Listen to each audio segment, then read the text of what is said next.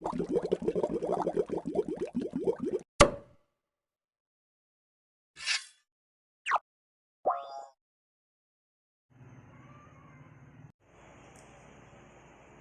mga kamodi, welcome back to my channel, MODIY Homeboy TV. Itong video na to ay ginawa ko para sa mga ka-incubator natin, sa ating mga kamanok, sa mga gustong mag-alaga pa lang ng manok at gustong magparami ng kanilang mga manok. Sa video na to, tuturuan ko kayo kung paano gumawa ng isang manual na incubator. Ang pinaka-purpose ng ating incubator is para makontrol yung temperature na kailangan ng ating itlog para ito'y maging sisiw. Sa gagawin natin na incubator, gagamit tayo ng incandescent lamp na tig 25 watts. So, bakit po tayo gagamit ng dalawang bulb? Bakit hindi na lang isa? Ang purpose ng dalawa is, kung sakaling mapundi man yung isa, ay meron pa ring init na mapoproduce ang ating incubator dahil meron pang isang matitira. At kung isa lang gagamitin mo, kapag napundi na siya, maaaring mamatay yung mga itlog dahil mawawalan sila ng heat source. Gagamit din tayo ng isang fan blower. Ang purpose nito is para ma-circulate ng maayos ang init sa loob ng incubator. At ang pinaka-huli sa lahat, at ang pinakamahalaga, isa sa pinakamahalaga ay ang tinatawag ng thermostat. Ang purpose ng thermostat is upang mapanatili niya or makontrol niya yung init sa loob ng incubator. Kinokontrol niya ito sa pamamagitan ng pagpatay-sindi ng mga bulb. Ito nga pala ang gagamitin natin na circuit diagram para sa ating incubator. Baling gagawin natin, yung dalawang bulb is connected through parallel circuit. At hindi po natin sila i-connect ng series. Kasi kapag series natin sila kinonect, kapag namatay yung isa or nasira yung isang bulb, bali hindi na rin po sisindi yung isa. Mawawalan ka na ng heat source. Wherein kung parallel lang gagamitin natin na circuit is kahit mamatay man yung isa na or masira man yung isang bulb, tuloy-tuloy pa rin yung isa sa paggana. As long as okay pa po ito. Ganun din naman yung fan. I-connect din natin siya parallel dun sa kulay yellow at saka black na wire ng ating thermostat. So sisimulan na natin i-wiring ang ating incubator. So una natin gagawin is ipa-parallel muna natin itong dalawa na bulb. So, yan, na-connect na natin yung dalawang bulb natin into parallel. Ang gagawin ko na lang is, i-fix ko na siya dito sa ating board para maayos siya. Hindi tayo mahirapan mag-wiring. Tanggalin ko muna.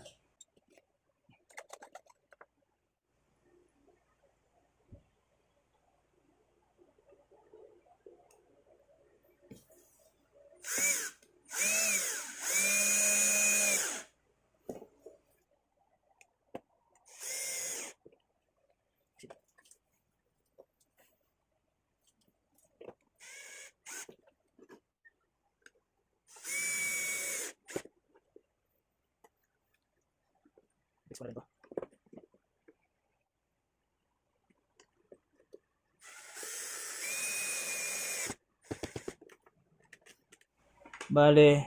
Bale yung dalawang bulb, ipa-parallel din natin sa ating blower. Bale mangyayari kapag sumindi yung ating bulb, sisindi din yung blower. Merong iba, ginagawa nila is yung blower is all the time. Pagka on mo ng incubator, nakasindi na. Yung iba naman, kung kailan lang sisindi yung heater, doon lang sisindi yung blower. Nasa inyo na po yan kung ano yung gusto nyo po sa dalawa. Parehas lang naman effective na makakapisa yun sa aking experience.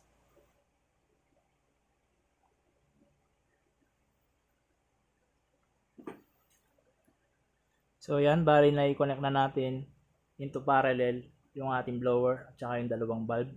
Ito isa, bali nakaabang na lang sila.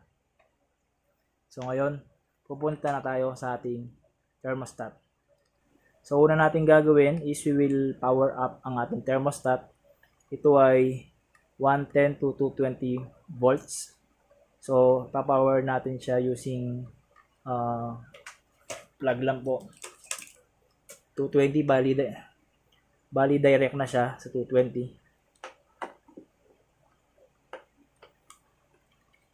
Bali dito yung power supply natin.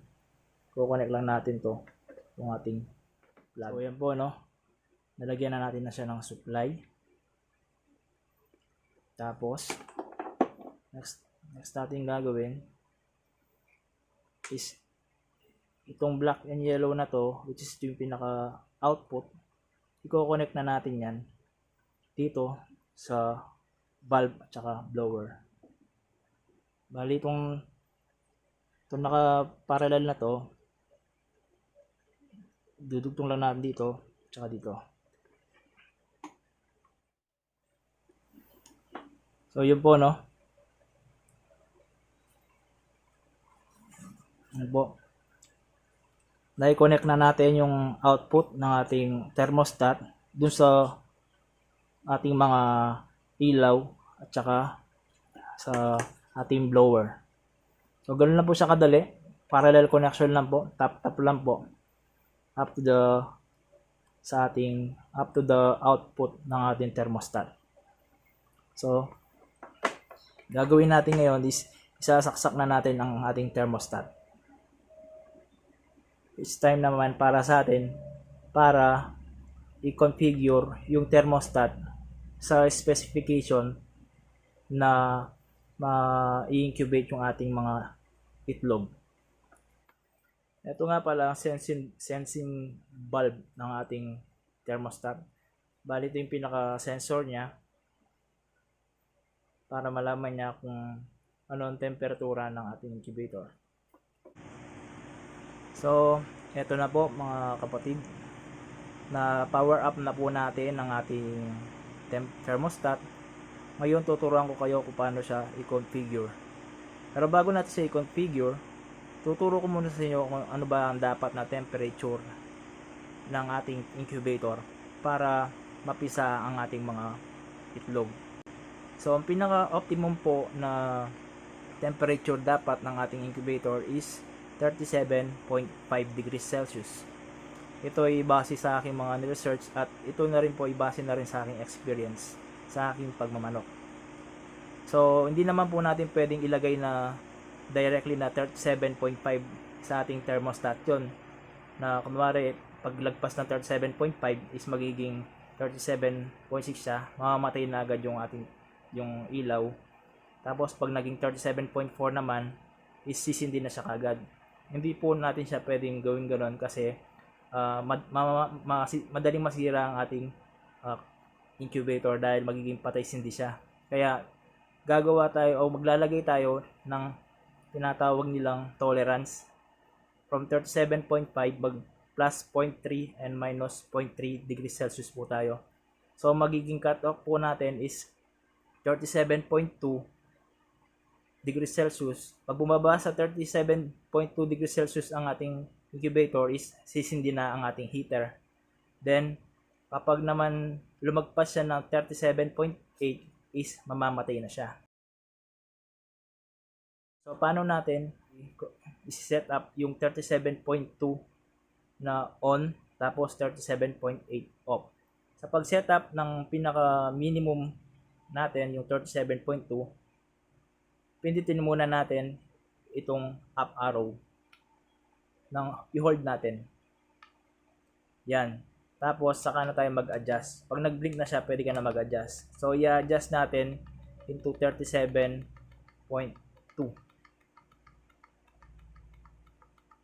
So yun po, nang ulitin ko lang po. Kapag adjust ng ating pinaka minimum, i-press and hold the up button para sa ating minimum. Yun, na-set na sa 37.2. Then para naman itong 34.9 na to, ito yung ambient temperature na natin niya ngayon. So para naman sa ating cut off yung temperature na mamatay ang ating heater, which is 37.8, i-hold lang natin, press and hold the down arrow button. Press then hold. Pag nag-blink na siya, yan, pwede na tayo mag-adjust. So yan, down lang natin into 37.8.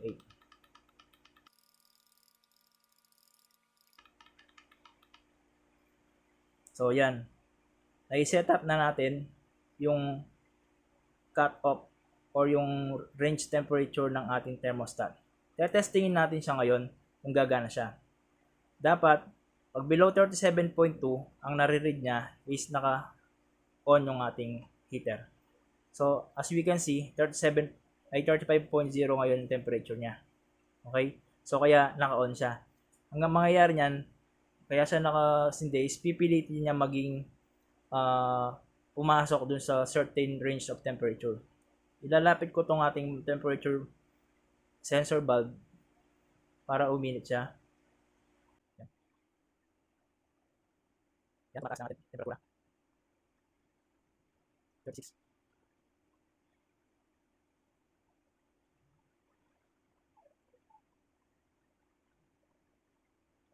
Dapat 37.8 and above, mamamatay na siya. Yun. Namatay na ang ating incubator. Kung mapapansin nyo, lumagpas siya ng 37.2 kasi metal kasi to. Ang mangyayari niyan is na may heat momentum, mainit pa rin to. Itong metal na to. Pero lalamig na rin yan. So dapat ang action ng ating incubator is pagbaba ng 37.2 na temperature is sisindi na ulit ang ating mga heater.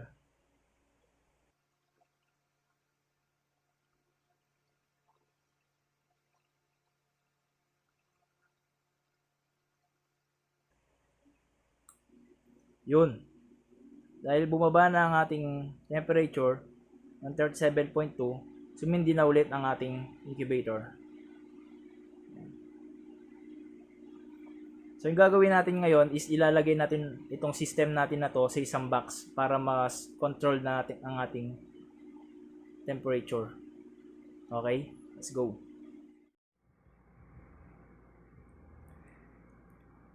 Bali, ito na po yung box na gagamitin natin as incubox. Ito po isang lumang ice box po na nakatamtaman lang po ang laki. Bali, ito po yung magiging loob niya. Kung mapapansin nyo po, meron tayong lagay ng tubig at saka may sponge, ano? So para saan po ito? Ito naman po ay para sa humidity. Sa pag-incubate po ng itlog ng manok, may dalawa po tayong environment or factor na kailangan makontrol. Hindi lang po yung temperature, kailangan din po natin makontrol yung tinatawag nating humidity. Ang purpose nito is para to increase humidity sa loob ng incubator natin. Para saan po ba ang humidity? Ang purpose ng humidity is para hindi po matuyo yung loob po ng ating itlog or yung sisiw, no? Meron pong certain level of humidity from day 1 to 18 at iba naman po yung day 19 to 21. Ito po, papakita ko po sa inyo yung table na to. Dito nakapalab kung ano yung temperature dapat ang meron sa incubator from day 1 to 18 at day 19 to 20, as well as yung humidity po natin. So yun po, bali itatawag ko lang po itong control natin, itong board natin para pumasok siya sa ating box. Ayan, nakataob na po. Makapasok na po yung mga ilaw natin yan sa loob. At magsisilbi na rin po siyang takip niya po sa taas. Ngayon, paano naman natin ma-measure yung humidity sa loob ng incubator? Gagamit po tayo ng ganitong humidity and temperature sensor. Ito ay mabibili rin po sa mga online market po like Lazada and Shopee. So mapapansin nyo dito, meron tayong 51%. Ito po yung humidity. At yung 32.6 naman is yung degrees Celsius. So nakuha na po ang ating incubator. Pagmasdan natin kung anong mangyayari. So yun po, nakasindi na siya 37.2. Dapat po 37.8 above, mamatay na ang ating incubator. 37.4, hintayin lang po natin. 37.6.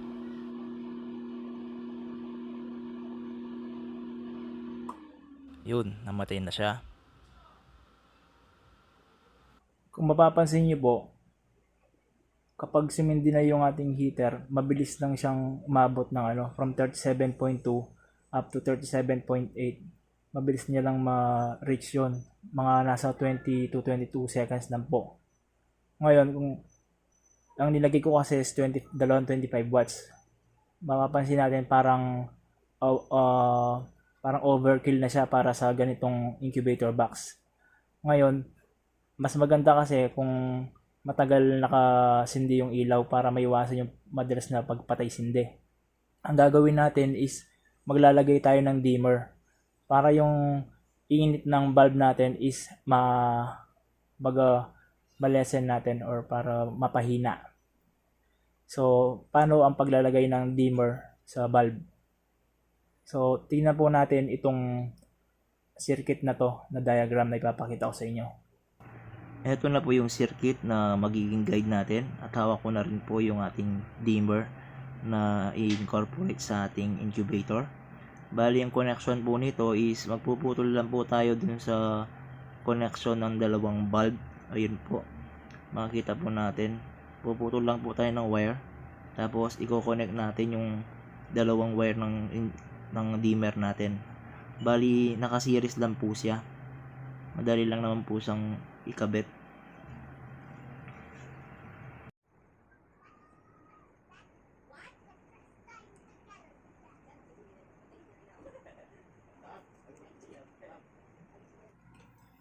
Tapos yung kabilang end naman ang ating dito.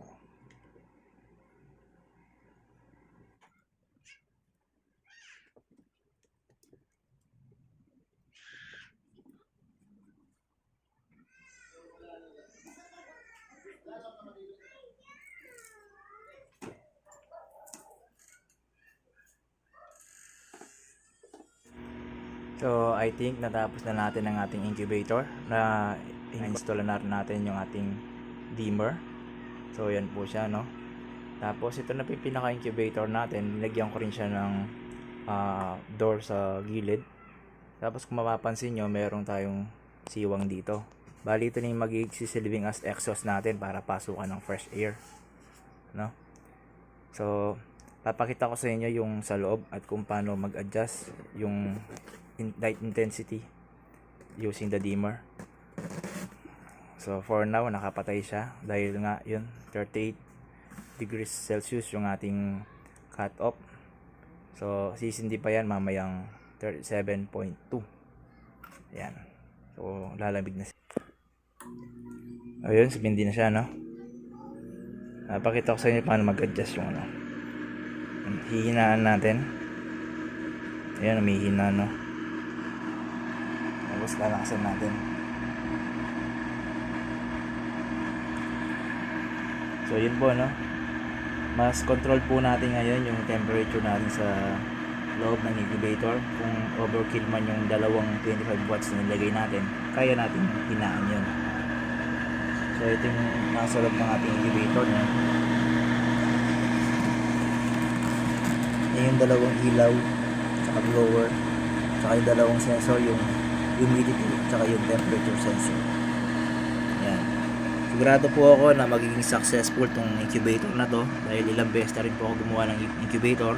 Ang importante lang po para makapagpapisa ng itlog is number 1, temperature, at yung number 2, yung humidity. Kailangan controlled na po natin yon. At yung pinaka last po is kailangan meron tayong itlog na may incubate. So yun po, sa ngayon wala pa akong mailalagay. So mangangalap muna ako ng incubate natin. At dito ko na po tatapusin ang ating vlog. Sana po kayo ay nag-enjoy at merong natutunan. At kung nagustuhan niyo po ang video na to, please just click the subscribe button and hit the notification bell para po ma-update po kayo sa mga susunod pa nating mga videos. Maraming salamat po sa panonood and God bless us all. Bye-bye!